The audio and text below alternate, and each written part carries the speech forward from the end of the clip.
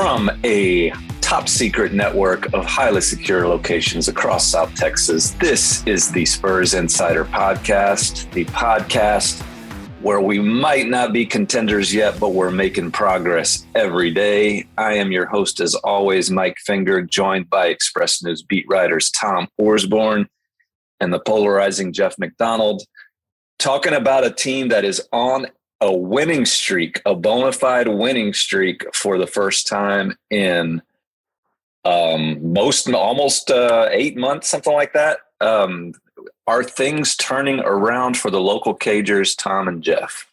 Well, you look at the schedule, it's a little premature to make that statement. What have you seen in these two games? One against a bona fide contender. I used bona fide twice, now 3 times in the opening minute of this podcast. That's not good. Is this just a fluke, or has genuine progress been made over the past couple of weeks by the Spurs? I think it's the latter.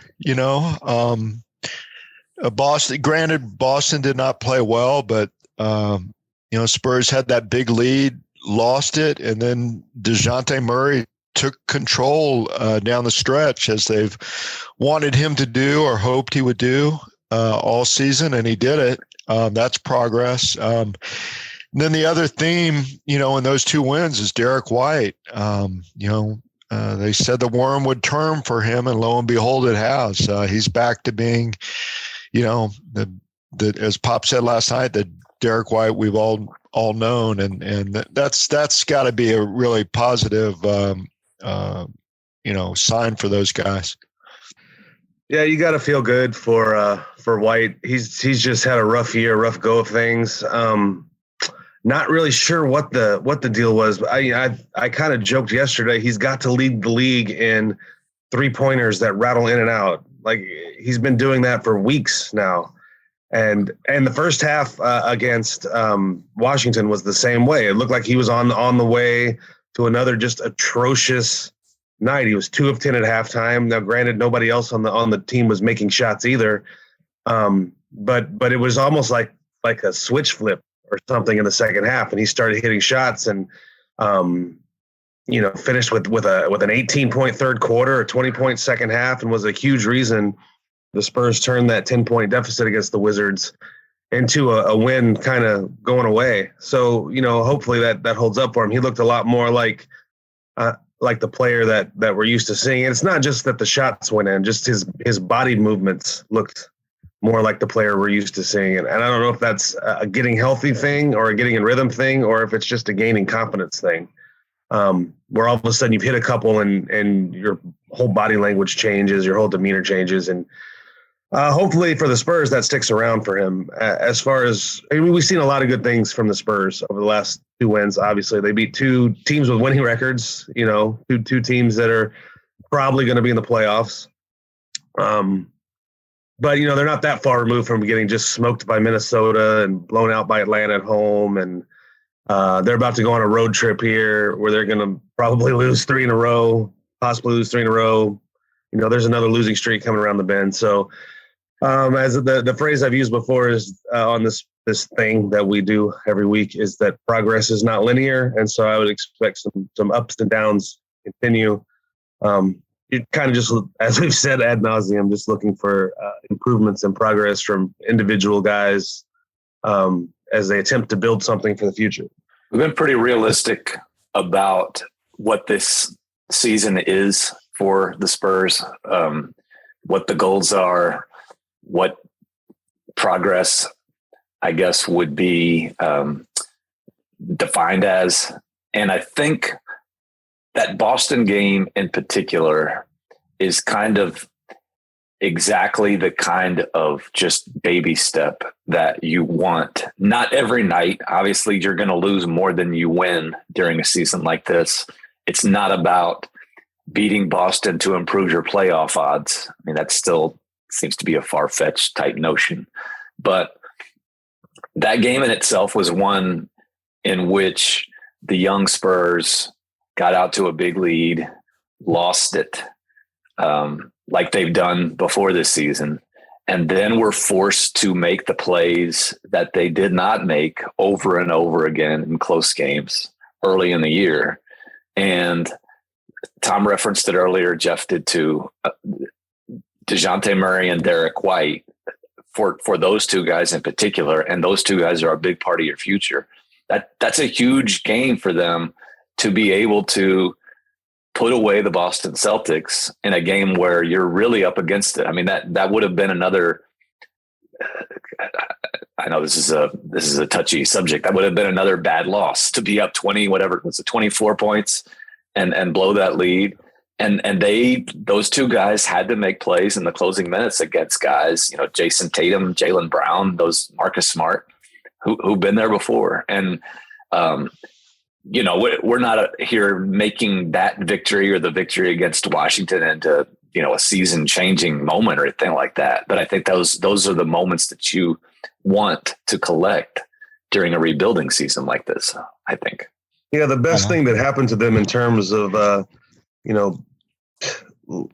learning and growth was blowing that 24-point lead so that they had to mentally regroup and try to win that game anyway. I mean, it looked like another one of those, here we go again, kind of finishes against the Celtics where they were going to blow this big lead and the Celtics are up 7 with three minutes or so to go. And it was just sort of like, well, we've seen this thing play out dozens of times this year. So for the Spurs to be able, for that young team to be able to sort of mentally regroup and put the brakes on that avalanche that was working against them late was a pretty big, a pretty big step for them, I think.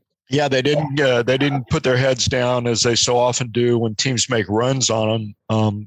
Derek pointed that out after the Boston game, and yeah, you're right, Mike. Both those guys were just fantastic down the stretch with DeJounte. Yeah, I think 8 points in the final 3 minutes.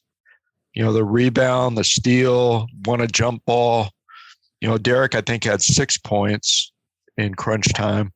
We've seen DeJounte want to take those shots, want to be that guy in so many of these close games this season. I think that most people who've watched the team are kind of grasping the idea that whenever they do become a team that can win those games, DeJounte is going to be a big part of it.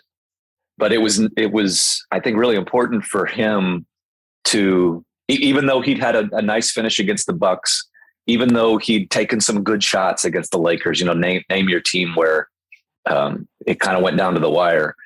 Like this was a game, like Jeff mentioned, they actually were behind by 7 points after blowing the lead. And our old friend Ime Udoka, I think you guys can fill in the details on this, was basically saying the Celtics had no answer for DeJounte Murray down the stretch. And again, it's one game. It's not going to change the course of a season, but you have to like seeing that from that guy who I think has emerged and is emerging as your leader. Much like DeMar DeRozan, he's probably been better in the clutch than people think, I guess, because the Spurs have been losing these games. But just in terms of statistically, he's statistically. My favorite way to look at statistics is statistically. Yes. I'm redundant and also repeating myself. That's right. He's one of the top clutch guys in the league already. So to have him do it and actually pull the game out is another huge.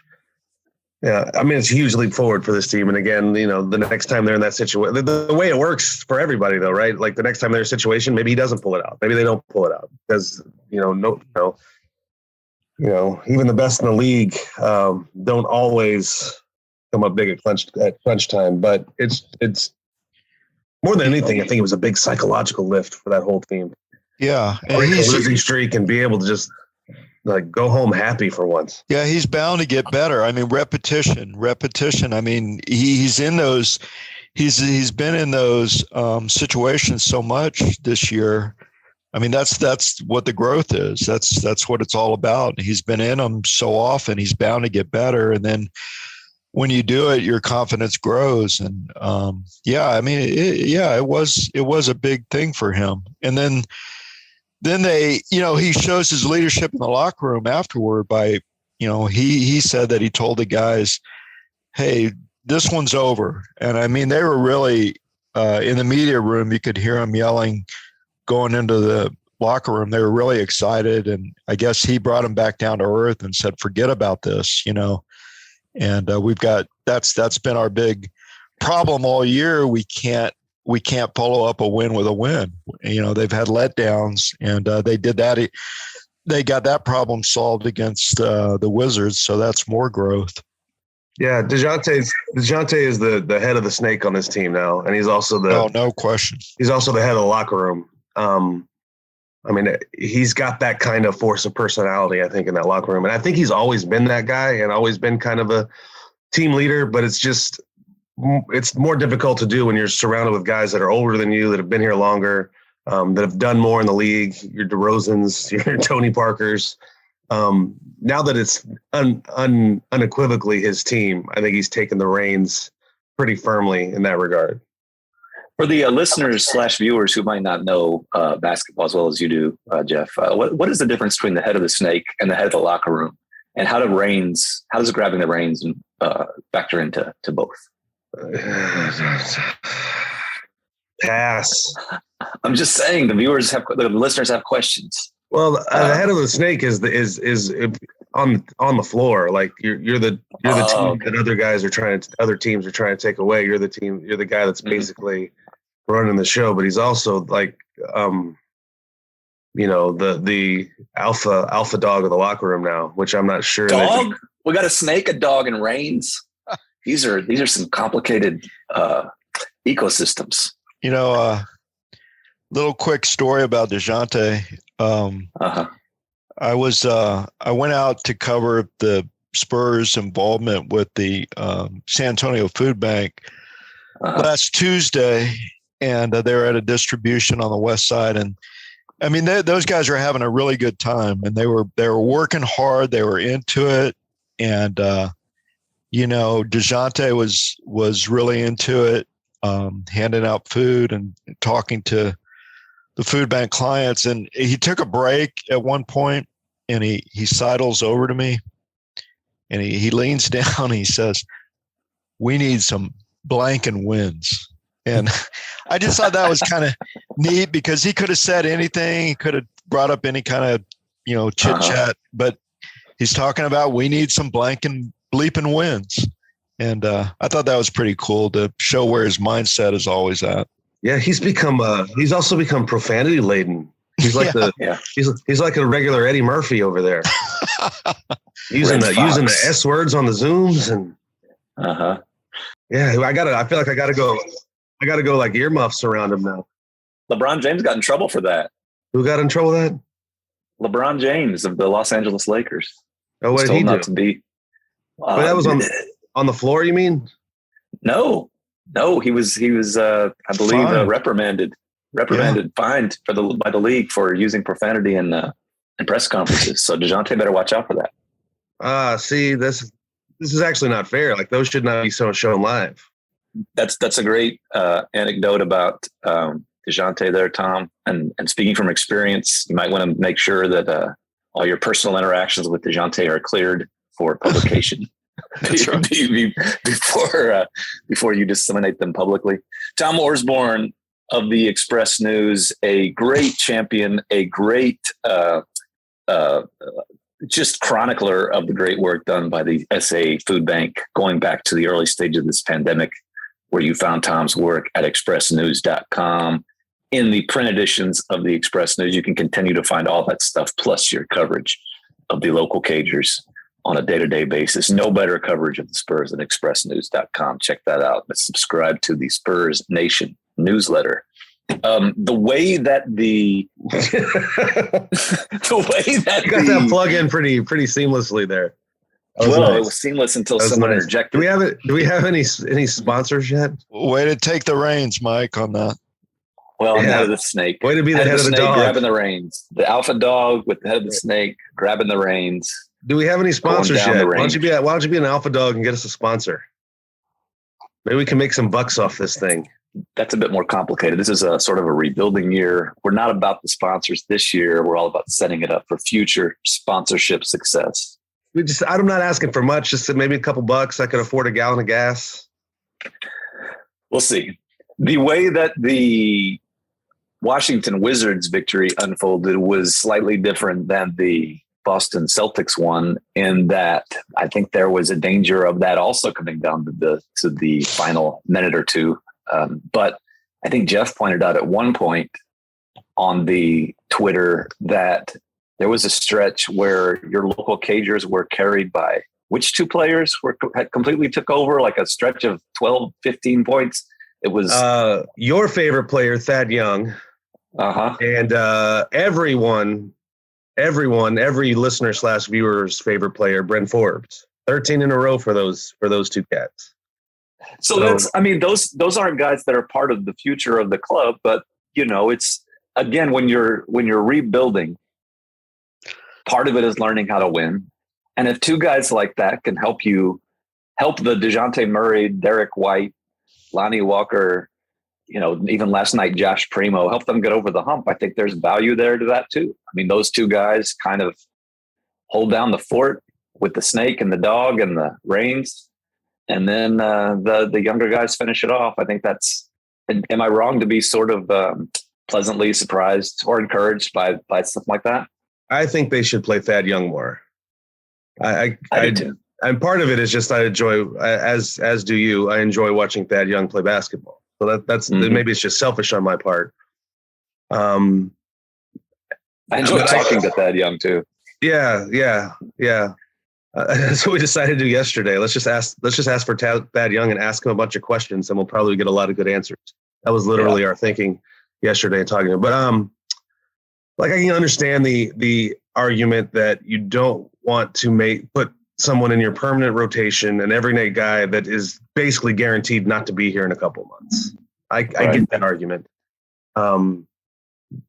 But I mean, if your goal is, here's the thing. What's your goal? What's your goal for this season? If your goal is to win as many basketball games as you can, Thad Young helps you do that, and I would play him more. That's all I'm saying. Mm-hmm. Maybe that's not your number one goal this season, and I understand that too. I understand why you wouldn't play him, but I would play him because he helps you and he's fun. He's fun to watch. And especially against the Wizards. I mean, God love Drew Eubanks, but he was having a pretty rough go of things against the Wizards. And it was nice to have a Thad Young to turn to settle things down at that backup center position. You're in a season like this. That's there's nuance to a season like this. And in some ways you're sort of damned if you do and damned if you don't. You can't have one overriding philosophy for who you play and who you don't. Because on the one hand, you might say, what you just mentioned earlier, if a player's not going to be around next year, the year after that, there's no sense of playing or in 2 months. I mean, that's not going to be here past February, I don't think. Right. I'm not breaking any news here. He's going to be traded or bought out. He doesn't want to be sitting on the bench here for the rest of the year. Of course. Proceed. So on the one hand, like, that's the reason why you play Drew Eubanks over Thad Young. But then in the same breath, you might also argue, why are you playing? Why aren't you playing also Josh Primo or name your youngster over Bryn Forbes? Like, I think there's not one overriding rule for playing time, because if you're not playing, if you're arguing you should play Thad Young over Drew Eubanks, then there should be no real reason that you're arguing that Bryn Forbes shouldn't play, because Bryn Forbes and Thad Young are kind of, in the same boat. They're not pieces for the future. And I think that just pulling a little piece from both directions is okay. And also I would say that the way that the Spurs have had injuries and COVID and what have you over the course of the first 6-7 weeks of the season, I'm not sure there's anybody that I would be outraged about playing time so far. I think they played almost too many guys by necessity, because guys have been shuffling in and out of the lineup. And the only question is the Josh Primo thing, I guess. And he looked, I guess we can talk about him because it's always fun to talk about Primo. Yeah, let's talk about Primo. But He's fun to talk about, and what I'm learning is his name is fun to chant. That's what I've heard. I'm kind of thinking it's not necessarily that the fans are in love with Josh Primo, just his name is fun to chant. Yes. So let's I also talk about there's that. a lot to like about Josh Primo, the player, aside from his name, aside from his HEB sponsorship potential. And I think, again, you can pull from two different philosophies on playing him. I in the little silly prediction column that I wrote before the season started, I think my Josh Primo one was that he would wind up playing more games for the San Antonio Spurs than the Austin Spurs by the end of the season. And I still think that's probably true, but I think it's sort of okay to let him go up to Austin in brief spurts and learn how to be the head of the snake, to kind of take control and work on his complete game and be a star and be the central part of an offense. Like, that's good experience. And that's experience that DeJounte Murray and Derek White and Lonnie Walker all benefited from. I think that's good. I think it's also worthwhile. And Jeff, I think you pointed this out last night, to have him have to go up against Bradley Beal for a few minutes during the NBA game to learn about how far he has to come in a lot of areas in the game that he might learn about the G League. I think there's benefit to both experiences, and we probably are going to see more of both experiences over the next couple of months. Yeah, I mean, I think he's been up the last two games since the Spurs have been kind of injury riddled, and gotten in both games at not garbage time. Like, games are in doubt at these times. He was the first sub off the bench in the second half against the Wizards. And did some good things. I mean, when he played in the first half against Washington, the Spurs couldn't make anything, and he came and hit two big 3-pointers. One of them was a go-ahead three, I think. At a time where it felt like the lid was just on the basket. And then, like you mentioned, there were some defensive moments where it's like they're instructive. They're showing him, this is how far you have to go to be able to play on this end of the floor. And there are two ends of the floor in the NBA, and this is how far you have to go to be able to play on the defensive end.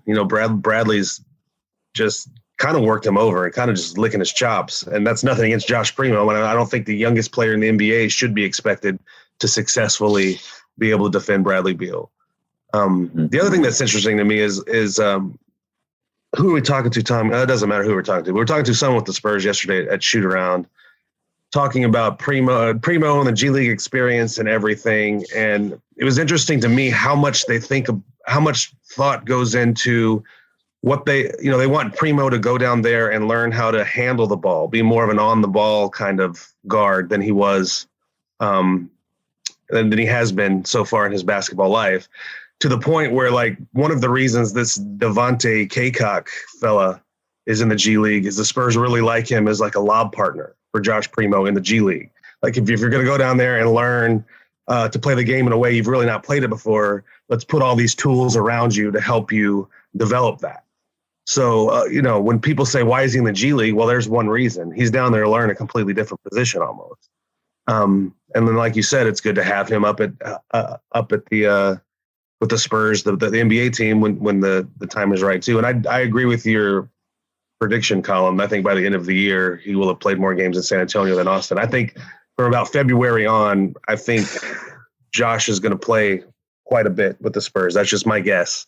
I think he'll be with the Austin team mostly until that season is over. And then I think, if he performs well there, they'll give him a nice long look starting in February, March.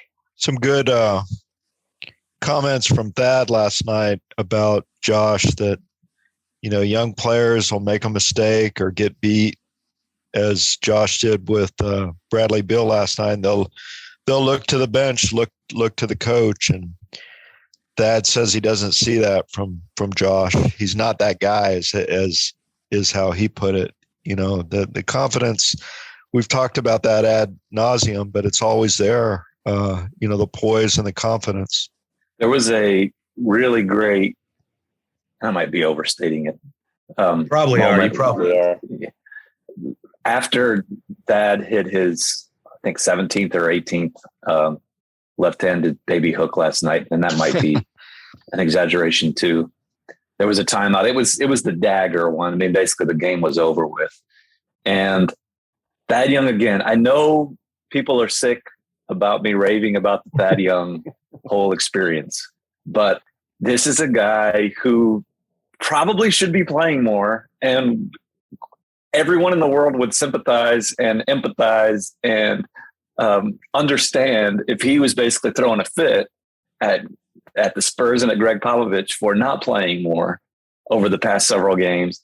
Finally gets his chance to play last night, goes crazy, lifts the Spurs to a victory over the vaunted. Goes crazy for 8 points.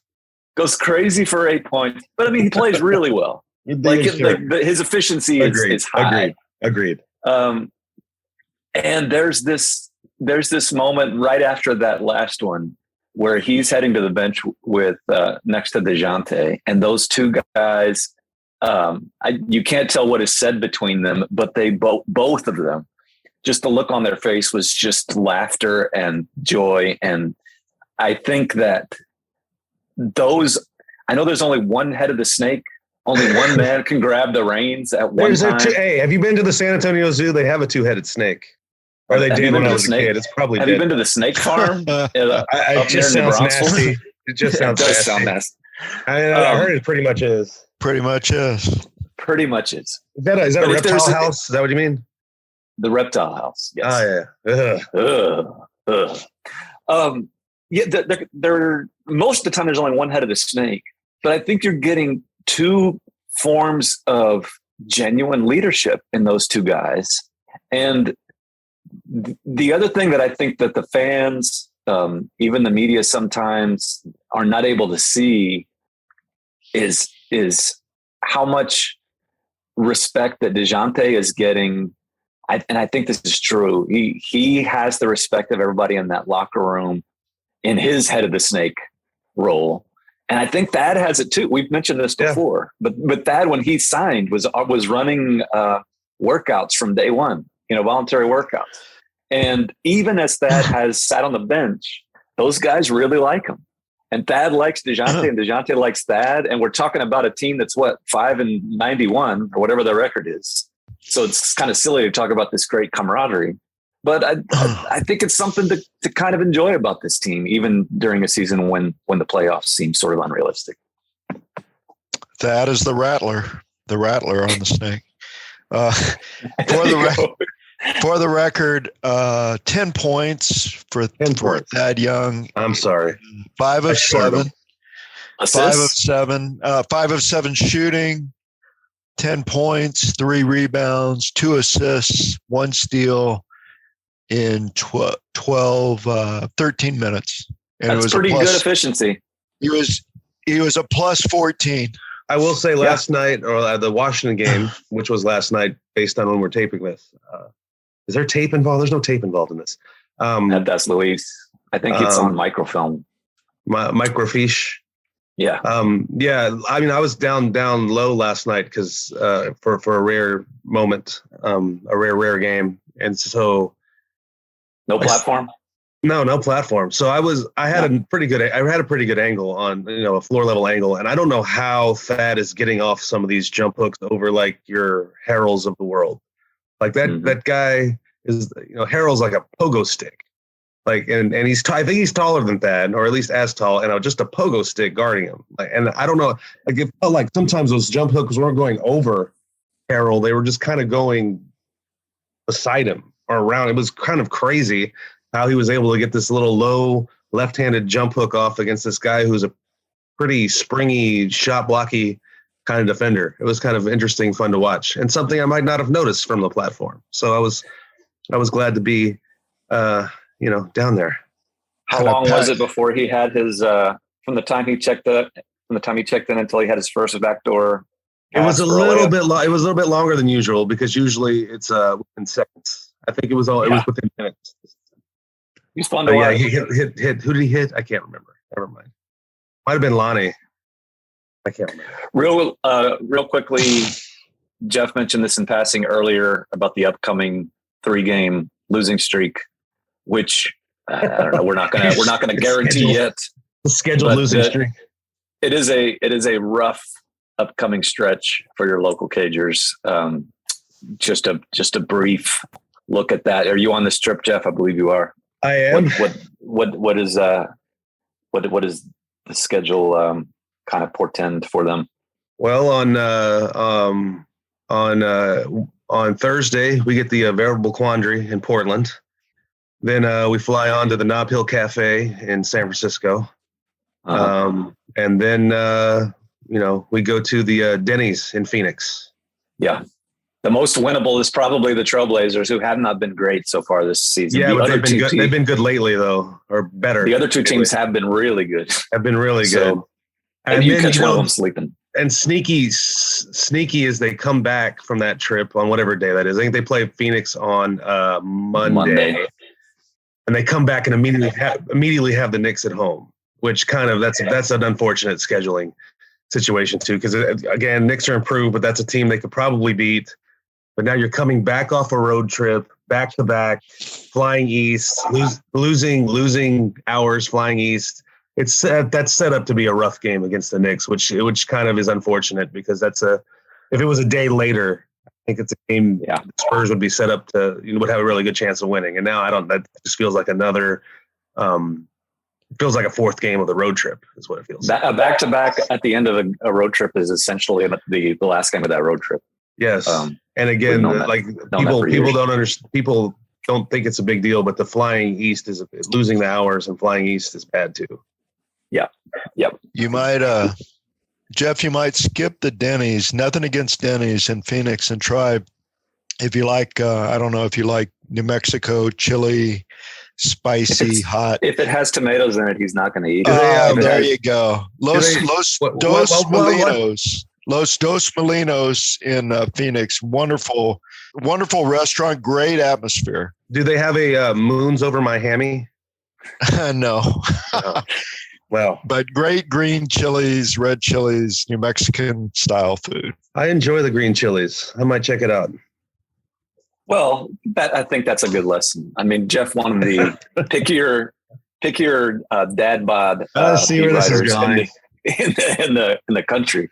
I mean, there's so many things that he will not eat. He will not eat seafood. He will not eat tomatoes.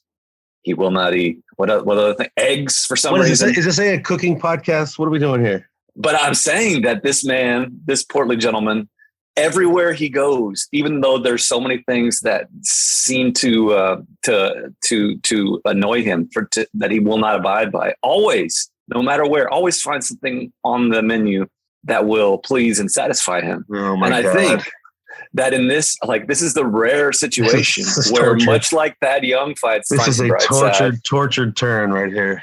Thad Young is finding the good in a season in which he should be miserable. Jeff McDonald at any restaurant can find the good in the choice of entrees, and so too can you.